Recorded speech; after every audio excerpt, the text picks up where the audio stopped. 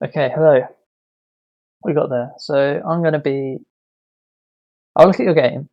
First, I'll just quickly talk about I think you're pretty new. It sounds like very new. So I'll just go through like the basics of what we're trying to do when we're playing on offense and defense. So when you're playing on defense, the main idea is that you control space, right?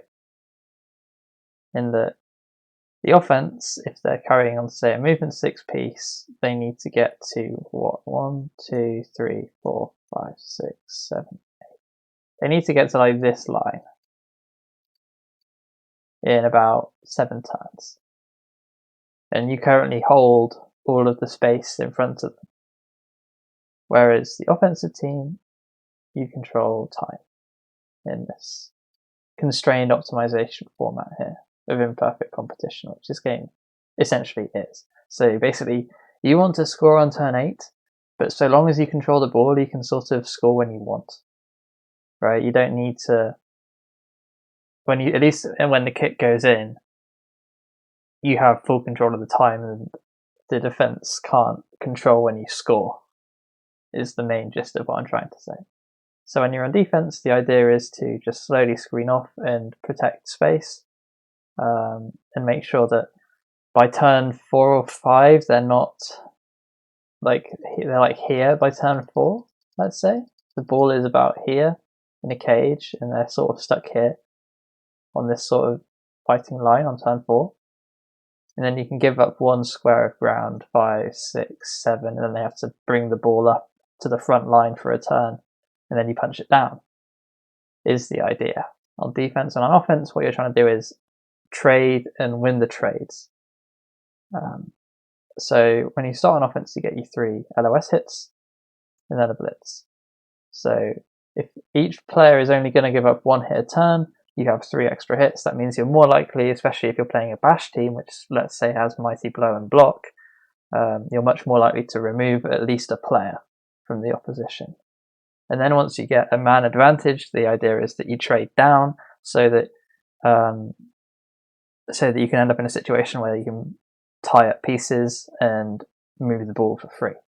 Of course, the main problem with offense is that when a piece carrying the ball doesn't count in the fight. So essentially you're a man down to start the drive, which is a weird proposition, but you are a man down on offense because you have to have a ball carrier, and any piece that is like a cage corner or screening against a threat is also in a way a man down off the front line. So that's why bash teams like to have strength 4, and why people don't recommend you play dwarves and humans to start, because you have to play offense with strength 3, which is quite a difficult proposition for a newer coach.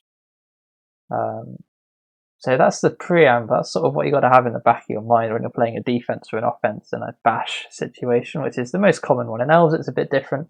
They have a little bit of a different tempo, but you're playing orcs, so I'd assume that you're going for the bash sort of, or at least a hybrid mindset. And the reason I'm talking like this, and I'm talking about this turn 8 situation, you want to score on turn 8 on offense, is because the optimal sort of, I wouldn't say optimal, but the most common game path is that the offense, if it's bash bash, will drive for 8 turns. The opposition coach will get a 1 turn attempt, which they might do if they're elves or they have a lot of frenzy, but otherwise they probably won't succeed. You then offer them a quick 2 turn score by, say, setting up like this, where you can concede the wide zones and then pin them up against the wide zone and force them down. And so then they'll score in about turn 11, and then you have 6 turns more to punch and drive your way down the pitch. By this point, hopefully you're ahead by 2 or 3 players, and it gets quite easy. So that's what you're trying to accomplish as a bash coach, going for that 2-1 grind, as it is known. Okay, so that's enough, I think, enough talking. And I think what I will now do is just watch the game in question. I'm going to go with this one. I like that you played a lot. It's cool. It's good to get a few games in. Because you get the bug, right? You get a couple of kills, your Black Orc gets to block, and you're like, I'm in. I'm hooked. Got the Blood Bowl addiction, which is pretty fierce sometimes when you get on a good run. I've got it at the moment. I got a Nurgle team in pre-season for the majors. I've got 56 SPP in about 3 matches off them. All my Nurgle warriors, apart from one, have block. My Pestigor has block and Mighty Blow, and it's getting exciting. But anyway, enough about me. On to your good stuff. Now, this is sort of what you would expect if you are signing up for college. You'll get a mentor. And although I can't speak for every single mentor in the system, and I know I won't be mentoring next season, I'm a little too busy, as I put on the game audio for you. This is sort of the thing you would expect if you take up a mentor after week 1 of college, where you'll have someone go through your game and be like, this is what you're going wrong, this is how you fix it, or not so much how you fix it, but as how you sort of get over like the core mistakes. I think we're playing up against Nurgle here. And early Nurgle are a very difficult team to pilot, especially if they roll a couple of 1-9s, so hopefully, and we get the tax. This is already a very good position for us here. So let's remind ourselves what Nurgle do. They have strength 4 and strength 5, so we are outstrengthed here, but we have block and they don't in 4 places, and that's going to be quite important. But that said, also we're armor 9 and they have armor 8 pieces, so this could be really good for us. The main problem here, of course, is the Beast of Nurgle, which is a big guy and it's a difficult problem for us, but hopefully we can overcome that. And this is quite an aggressive offensive setup, and I assume we stick to something like this and have these guys in the backfield. Now, the main problem with this is that if they roll a perfect defense, you are toast. You're done. They just base up favorably, and then you have a really difficult time because you have one strength 3 blitz. It's not like Chaos where you can come in with a strength 4 blitz. Like, this is a really risky setup, right? Because any perfect defense and it causes problems. Another thing I would like to say is that it offers them an easy sort of get around, so they can just walk up and punch this guy on the blitz for 2 dice, and if it works, then they can get rotters past your line and into your backfield already. Now, I mean, it is a rotter, so it's like moving 5. It's not going to kill you, but when you set up like this, the idea is that you stop them getting past and into your backfield, so you can focus on the fight up front. But when you do it in this way, without the guard to support these guys, these strength 3 pieces, they are just going to find holes, assuming you don't knock everyone down. And it's I wouldn't go around assuming that you knock everything down, right? Because a 1-9 is about a 10% chance, roughly. More than that, it's about 11%, right? So if you take 5 blocks off the LOS, you might as well find one. But they do give you 5 free hits, and it's good that you're trying to hit all 5 down. So this is a good sign here. So yeah, I think you do realise, again, this would be better because it offers a bit more protection. A nasty kick, but hopefully we'll be able to overcome. Now we block first, and this is probably the numero uno lesson here, like 101 in a way. So what you're doing here is you're basically saying 11% of the time I pass my turn when you open with a block like this. Because you really need your reroll for picking up the ball here, as an orc coach, right? Because it's really deep. You can just about get there with this guy. You might not need a reroll this turn, but you probably need one next turn, and you need to sort of do the free actions first. And then you look at the line and you say, well, I don't have any free actions here, everything's a 1-9. The only piece with block is this blitzer, right? And that should tell you that your setup is wrong. Well, not wrong, but poor. Because how can it be that you've gotten a chance to set up for free, and yet your best blocking action has an 11% chance of failure? Right? So how to amend this, we could put this blitzer, switch this blitzer out, put them there. Right, that's a 2 dice hit against this Nurgle warrior. Now, to be fair to the Nurgle coach, I think it's not a terrible setup, right? Because if they roll foul appearance, this is cancelled out, right? You don't get the block unless you re-roll it. And there's no way you can get a 2 dice block on these rotters without first clearing these Nurgle warriors. So it's not a bad gambit, if you will, from the Nurgle coach. But I think you just sort of accept that that's the best, and you go for it. Go for this block here with this guy. So you switch these 2 over. Another idea is that you only have one of these guys for being a blitzer, and you switch out the line rat for the line rat. I'm saying Skaven, the lineman for the blitzer. So you put another blitzer on the line, you put a lineman in the backfield. Because the role of these blitzers in the wings when the kick is this deep, right, is to guard space. This blitzer's job is to stay back on the limit of their range, so that if they were to blitz down the side, it takes their full movement just to get to the blitz. And a lineman can do that job just as well, because they're just as fast as these movement 5 and movement 4 pieces, so therefore you can have these blitzers. Maybe not both of them. I like the idea of having one back as a safety, but I think you could definitely think of switching them onto the line, because they're your best blocking pieces. You want to be blocking with them as much as you can. So we'll see what happens on the course of the turn. Again, I think this point was made pretty loudly in the advice channel that, oh, you should have blocked here to maximize your hits or whatever, but I understand why you did this, because it gives you a 2 dice hit with block. And I think that's going to be more important, so I don't hate this decision. I think it's kind of smart in a way.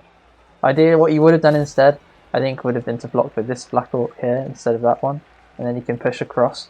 But the problem is the kick's too deep. You need to free up this lineup to get him back and screen. So again, I don't hate that play. I don't like that. And I'll tell you why. It's because you could have taken the block with the blitzer and then freed up the Black Orc to come around into like here, and then you can free up the blitzer to come down or to blitz or do whatever, because this is guarded by strength 4. So that's just something to think about there. If you can free up a strength 4 piece to reposition and cover this sort of side, which currently is quite weak, right? They just need to knock down this piece, which they can do with just a standard 2+ blitz.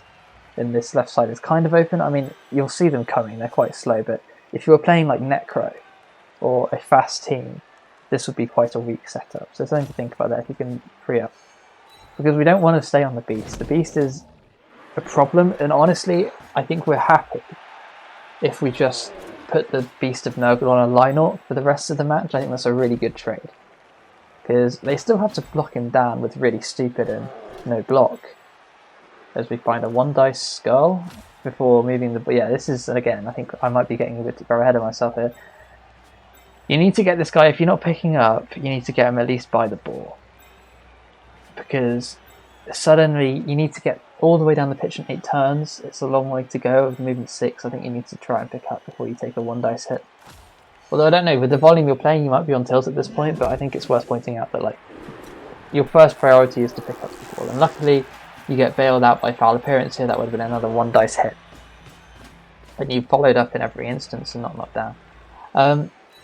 Now, everyone is yelling at you about following up, but most of these follows aren't awful if you've had guard. And the reason people get angsty about it is that because you don't have guard, his Nurgle Warrior can just turn around and punch a line up for free. And while if you have armor 9, it's a knocks down piece and it goes down to movement 2 and it can't block next turn, so you're already starting to lose the fight. And you've lost your momentum as the offense, right? Yeah, that's the key thing. You want to keep your momentum of knocking down more players on their team than is on yours. Because you start, yeah, it didn't go very well, but in theory you should start with at least a couple of knockdowns, ideally 3. And you want to keep that momentum going. Either the players stay down, like if they're rats, they'll probably stay on the floor. If they've survived the punch, they won't get up again for a while. And that's good, that's a removed player. Or they stand up and get punched again and you get another shot of removing them from the pitch. So they're just going to step up and fight you here, and they do have the strength to do it. And notice how they don't follow here, they're happy to just let you try and fight a Beast of Nurgle.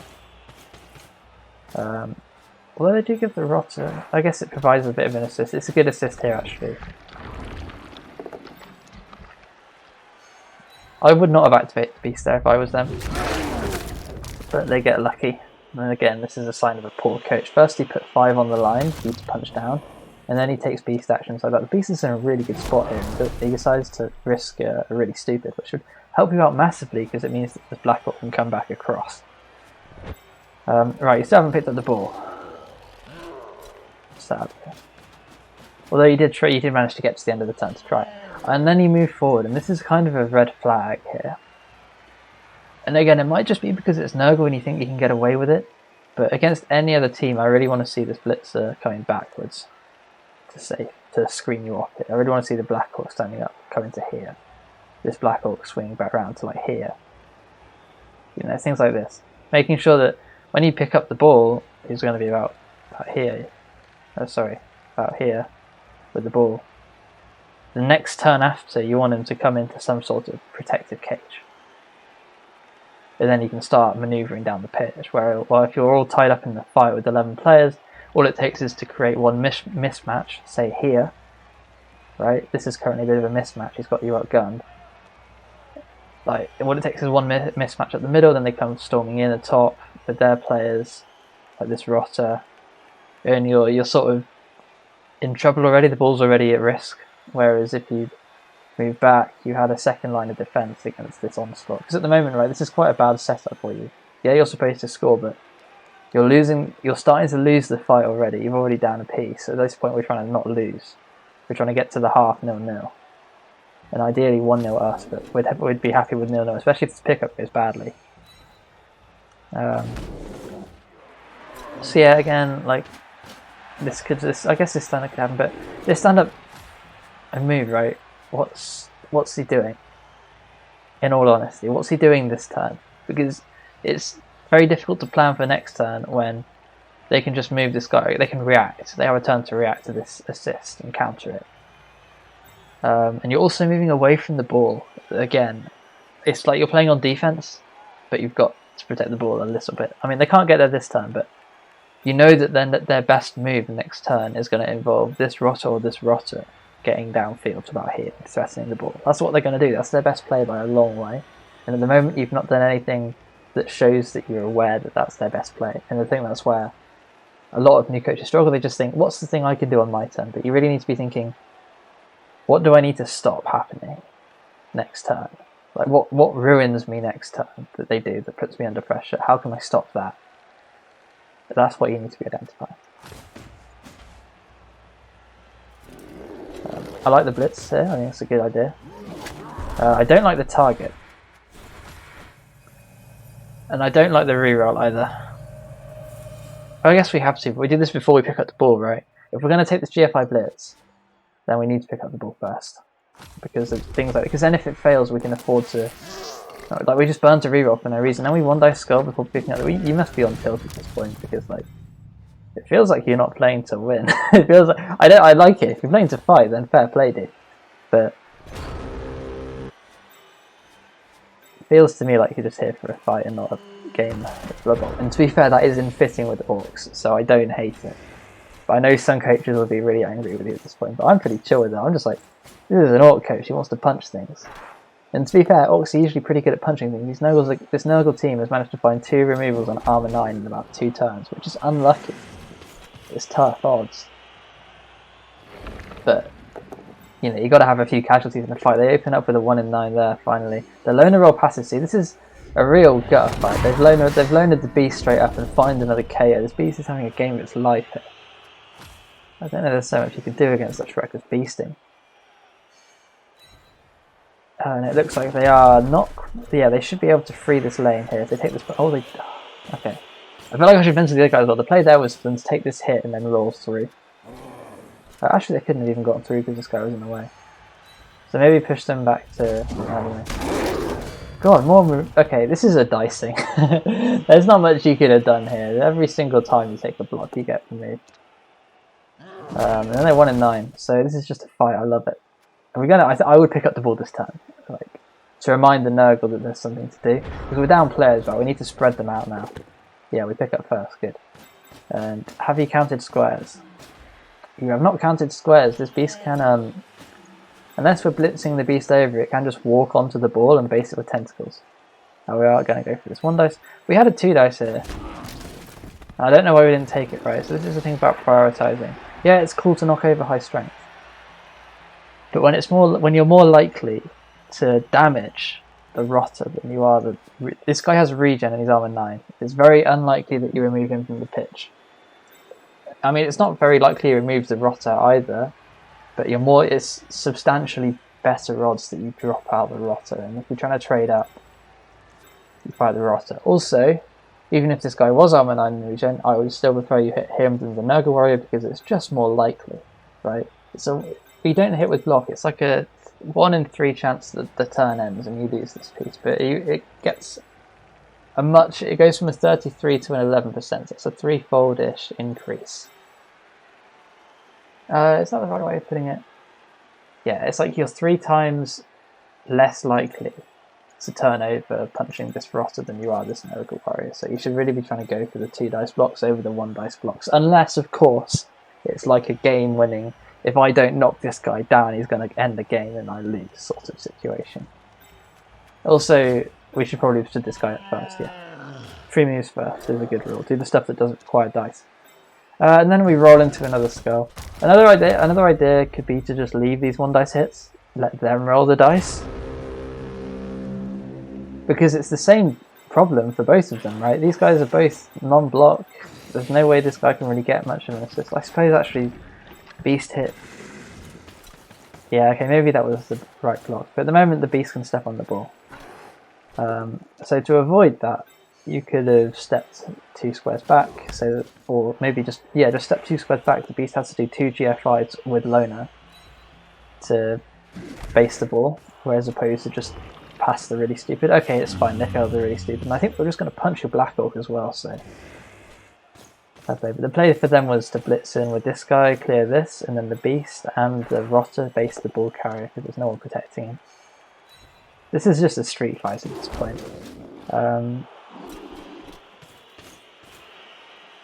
Is there any way out of this for you here? You're so far down players, I can't believe it. You're down 4. This is like an elf team, but you've only got actually 3.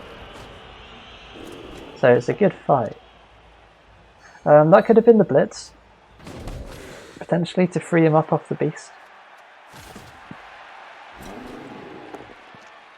And then he could have repositioned to here, made that a 2 dice hit. Got problems. We're going to hit it with the ball off of a GFI with no reroll. Ah, that's scary. But it works. Now we sort of have to take this red dice. Oh, we dodged with the ball card. Wait, where did we dodge? I probably would have tried the red dice with block. Because it's just like a 2+2+, and if we can get the push off, then it helps out a lot. Although I suppose, yeah, I mean we're getting to that. Actually, it might be okay to stay there. Problem is this goat's going to come in over the top and ruin our day. But there's not much we can do down players. But again, notice how scattered you are, right? Let's just take a little spot check of how scattered you've managed to become. This is another sort of, if you're still listening, fair play. This is another key thing. Look at where your players are here. Look how spread out they are. Right? When you're attacking, you want to attack as a unit. You want to be tight. You want to be narrow. Okay? People say that I'm a good goblin coach. Most of the time when I play goblins, I just sit in about this sort of area with the goblins and the trolls, all in this one little box, and then just move the box downfield. Right? And obviously, you know, you've not got stunty and dodge, so if they screen it off, it might not be worth it. But you want to adopt something similar with Bastion. You want to maybe expand it because your orcs, maybe make it a little bit wider, sort of like this sort of type of grid of a box of players. Maybe with an odd little screen about here, just to cover this sort of, if you think of the tackle zones. Yeah, something like this. Just and then push that box down. Because I noticed at the start you set up really wide. And you followed up and let him push you around. This is another problem when you follow up is that you let them push your pieces around. And you don't want that. You want to be pushing, it sounds obvious, but you want to be pushing their pieces into unfavourable spots. Whereas at the moment, they're pushing you around and they managed to split you up really well. And I don't know whether that was instinctive from them, but they managed to spread you out so wide you can't protect the ball. Whereas the goal is you keep together. You keep together in a big ball. Not quite a big ball. More of like, I don't know, how would I describe a standard like offensive formation? So you'd sort of have like, let's say you've got the ball here. Ball. Right, you probably want like a front line like this. Or it's like X, X, X, X, X, or something like that, right? Big front line of boys, maybe an outlier here or here who's like done the blitz or he's managed to get himself an extra square of movement. Okay, so that's what, 1, 2, 3, 4, 5, 6, big front line, maybe a 7th about here. And then maybe they've got a threat like over here. They can come in So what you do to stop that is you put in someone nice and tight here on this corner. Yeah. But you don't have, there's no threats here. So what you can do is you've managed to fight them back on this side. So you could have like a friend here that takes us up to 1, 2, 3, 4, 5, 6, 7, 8, 9. And then you could have maybe, I don't know, 10 and 11 pushing up this angle.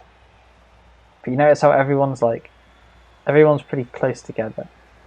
And they're all helping each other out. Whereas at the moment you guys are all spread out. And even on the LOS you pushed into a fight where like, hang on, I'll just clear. You pushed into a fight where like half you guys were like over here, 1, 2, 3. The beast was stuck in the middle, separate. You already managed to wedge the beast in between your guys, because what you did was you stepped up and ignored the beast. So you had like 4 guys here, and then like 3 guys here, and 1 there, and then 1 in the back, like here, and then the ball carrier was back here.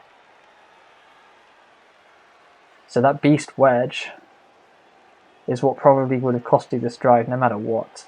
Like even if you played it a lot better, this beast wedge was a huge problem, because you would have to have tried to pull these guys either back in behind the beast or fight the beast backwards and waste turns trying to get the beast back into line with the rest of his team, which was probably about this sort of line. You had to try and get those 2 extra squares on a strength 5 piece, which probably would have cost you the drive when we're looking at a higher level. But at the moment we're just trying to do the basics. I'm just showing you the depth, right? You can literally go as deep as you want to go in terms of like skill, like analysis and calculation.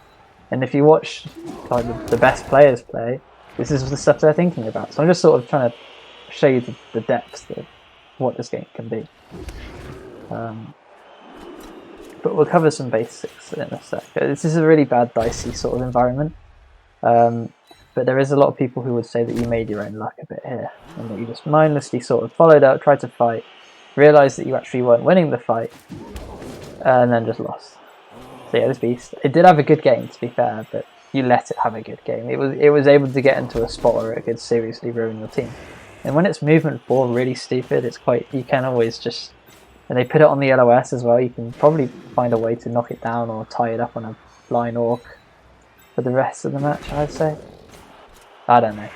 Just my 2 cents on that. As a Nurgle, I'm currently coaching Nurgle, and it feels to me like he gave the beast way too much respect. It's not actually that good, because tentacles don't really matter unless it's on the ball.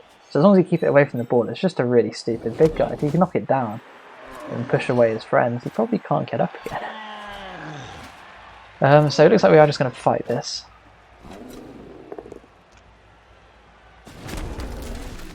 Again, we took this before the one that, just basic stuff, right? This guy doesn't have block, this guy does. It's more likely that this works, therefore, than this working, so we take this hit first. You do the most likely stuff first, and then the least likely stuff, if you still want to do it. Oh, we got the ball up. Was that a punt? Oh, I want to see now. How did the ball get there? Oh, you scattered out of play. Okay, mystery solved. Do they end up scoring on you? Doesn't look like they do. We do get a knockout on a Rufter. Use another piece ourselves. Okay. How are our KO rolls? Not bad, so we can still fight this 10v11. I think there's still going to be stuff to learn. Right, defense. Let's do some defense.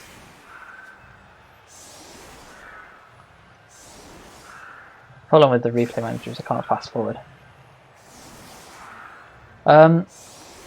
This defensive setup is really strange to me.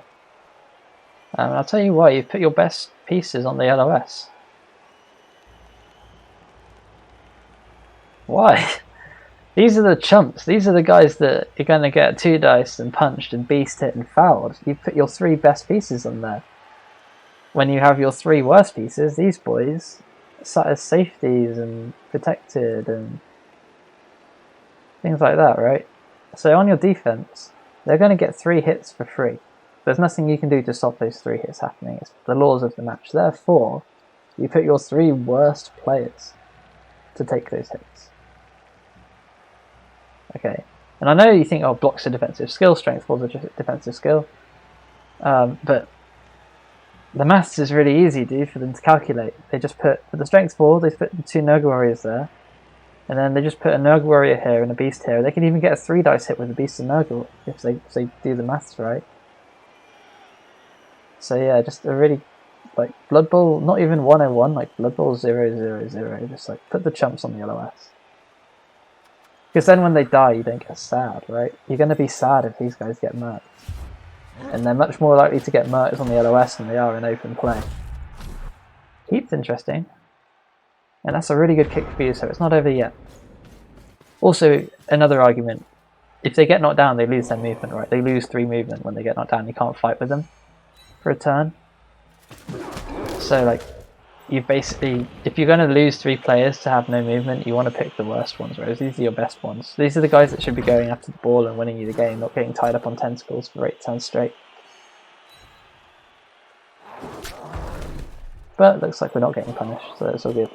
They could have made this a 3 dice block, and that was what's... This is another piece of advice for you as well. When you're on offense and they give you strength 3 pieces, try and make it so that the Black Orcs can punch for 3 dice. Okay, so let's say you have ST3. Oh god, that's a bit... Just in case you didn't know, this might be a bit too basic for you. But like, let's say this is strength 3, this is strength 4. On its own. So 2 dice is because you'll have higher strength, but if your strength, if ST1 is greater than 2 times ST2,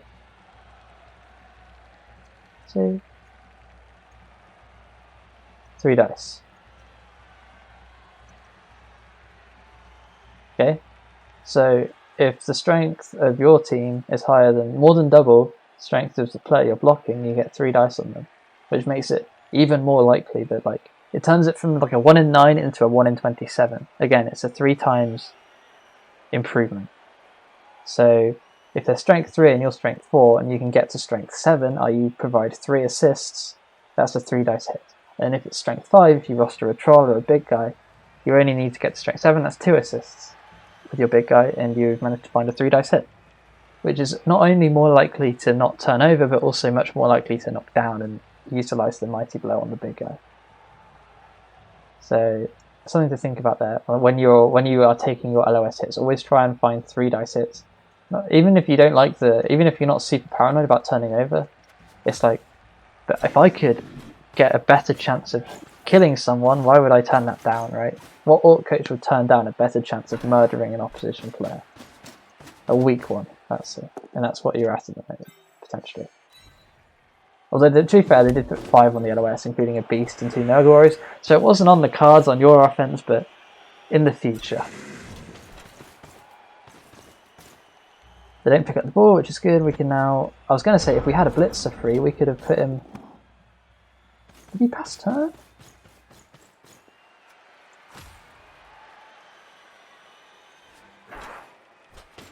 Dude.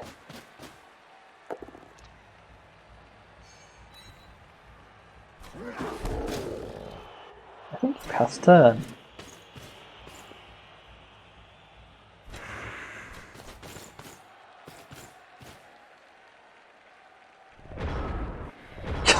I didn't realise he passed. Why? Were you completely on tilt? Because there's loads of stuff you can do here. Hold up, let's take a minute. The world was your oyster here on this turn. You could have done like a couple of different things here. You could have knocked over this Nurgle warrior and stuck him into this part of the pitch. You could have... what else was there here? You could have engineered a way to free up the blitzer off the beast here. Yeah, so I'll tell you how you do that. Let's say you move in like this line orc and this line orc, yeah? And he blitz in on this angle, then you can chain push to here and then push him off, right? And that frees you up a blitzer. And that was pretty dice free, you just needed to not roll a 1 in 9 and that was a free blitzer off the beast. I feel like you might have given up, which is a shame. Try not to give up. I mean, it can be quite disheartening, but like, try and draw something from every turn. If you've given up, then like, I'll just stop.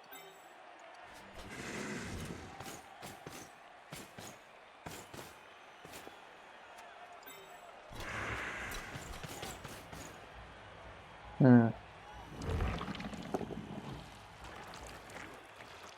beast movement from them. Ties up 3. And to be fair, at this point, how many players are you down? 3? Like, again, now you're treating it like a chess match. When you're down 3 pieces in a chess match, the correct move is sometimes just to resign and take the next game.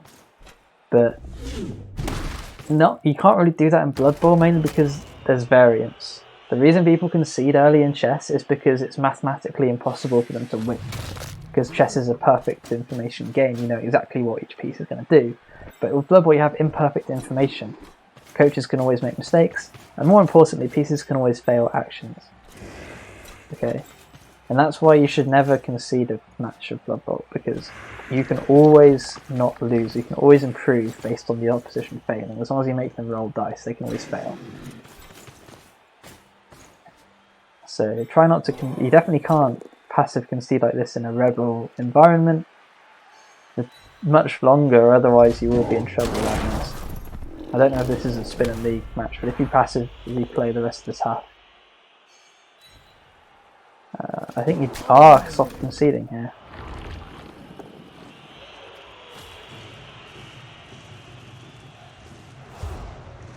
Yeah. Okay, well maybe you had to get off, but like, I'm just checking that this is a soft concession.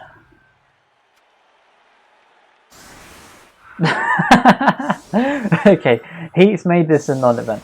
Alright, fine. The Heat I understand. If you have to put 3 on the LOS though, my dude. Okay. Well, I get the tilt. Especially when Heat is an annoying event. I understand that. Yeah, even so, try not to. I guess even with Heat, like, makes it feel like it's not a game. But just in general, like, you got to avoid, even if you're really pissed off, just stand up, you dudes, and at least pretend as if you're competing. Okay?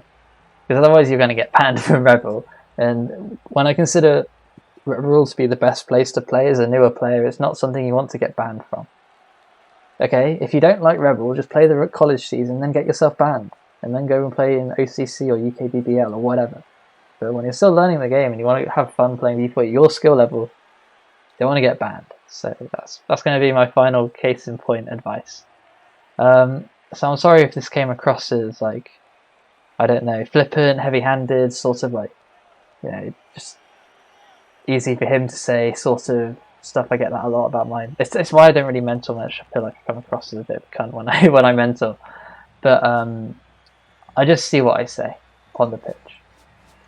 So hopefully, I think if you take anything from this like review, it's that, well, number 1, don't get banned, and number 2, what's the most important thing? Probably just like plan out your turn. Just think about what's important at the start of the turn. I obviously don't know how long you're taking because this is a sped up replay, but if you have a 4-minute turn, you probably want to spend the first like 90 to 120 seconds, like the first half of the turn, you shouldn't really activate anything. You should be figuring out what the best turn is for all of your pieces, and then going. And then you've got the extra 2 minutes to do the actions, and then if something happens that you haven't anticipated, then you have enough time to maybe think of something on the fly. But ideally you should know, like, I'm going to block this guy. Or no, first port of call, just how I plan a turn. I look at a turn, I'm like, what do I want to do? What's the main goal for this turn? After I figured out what turn I want to score on, which is normally turn 8.